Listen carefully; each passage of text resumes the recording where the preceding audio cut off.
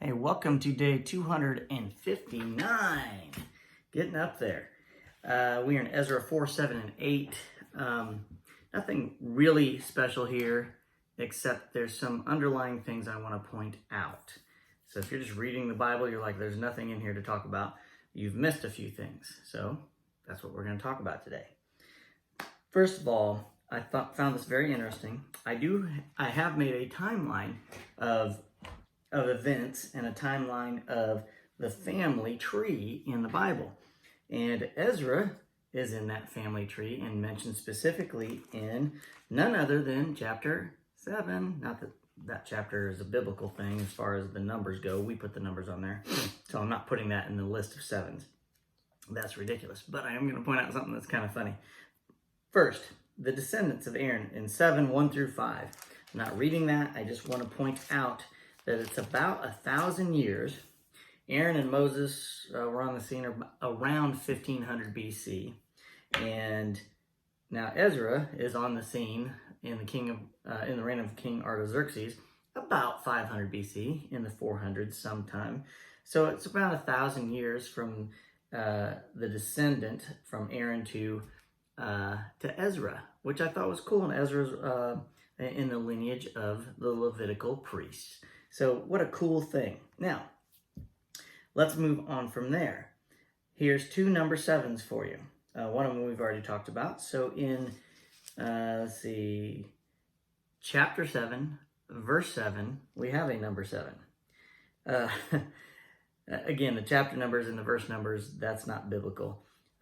Okay, some of the people of Israel, as well as some of the priests, Levites, singers, gatekeepers, and temple servants traveled up to Jerusalem with him in the 7th year of King Artaxerxes' reign. Of course, something's going to happen in the 7th year of everybody's reign. I'm not making anything out of the 7. I'm just pointing out that's another 7 that's mentioned in the Bible. Like I said, the list of 7 is massive, above and beyond, overboard of any other number listed in the Bible. And again, I don't think there's anything to it other than it sure does seem like that's a favorite number. Nothing in it about salvation or anything, okay? So then the next number 7 we have, and we talked about this already, in chapter 7, verse 14. Chapter 7, verse 14, it says, I, and this is Artaxerxes speaking, I and my council of 7 hereby instruct you to conduct an inquiry into the situation in Judah and Jerusalem based on your God's law, which is in your hand. So he's talking to Ezra, and he's like, hey, take a look at what's going on. What does your God's law say? And you remember, Esther's still part of this story. So Esther is the queen of Xerxes. Then comes along Artaxerxes. So Xerxes has some sort of connection. I don't want to say it's a heartfelt connection for the Jews, but he seems to really care about Queen Esther and allows her to do just about anything she wants. So then comes along Artaxerxes, and it's like, okay, he was brought up into this, and he's acknowledging somehow the God of Israel, and we don't want to upset the God of Israel. So Artaxerxes, with Nehemiah and Ezra, he says, man, let's get this done. I don't want to mess with the God of Israel. So God works in his heart. So that's something you got to get in your mind, the time frame of everything. Now, teach the law of God to anyone who doesn't know it. Verse 25, let's read what this says. This is Artaxerxes saying this to Ezra.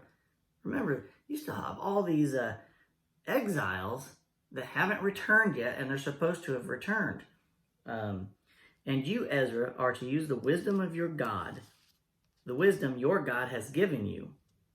Important, because God is the one who gives us all our gifts. To appoint magistrates and judges who know your God's laws, to govern all the people in the province west of the Euphrates River. Teach the law to anyone who does not know it. Ton of stuff there. He's appointing Ezra to be in charge of everything west of the Euphrates River. And then he goes on and says, if anybody doesn't know this law, you are to teach it to them. Teachers have an extremely important role, and as well as priests, preachers, whatever, men of God, they're held to a higher standard because they've been given that gift. And Artaxerxes is like, hey, make sure this is done so we don't have these problems anymore. I mean, that's part of the deal. We are to make sure we teach this stuff to our children and their children. And then here's the last part of today that I want to keep pointing out as we read this. Chapter 8, verse 15.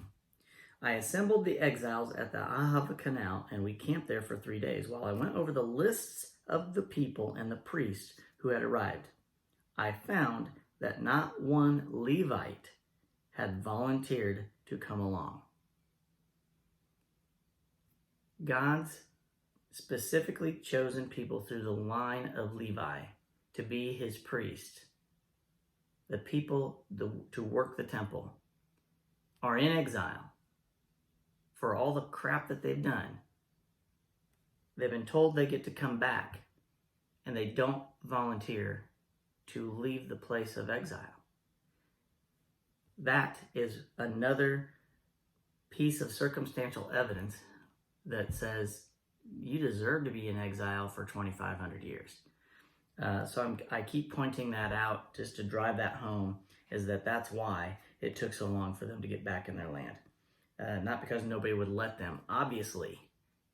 I mean, you got King Xerxes and King Artaxerxes saying, yeah, go ahead, go back to your land. And they won't do it, some of them. Okay, so that's your day 259. I'll see you tomorrow.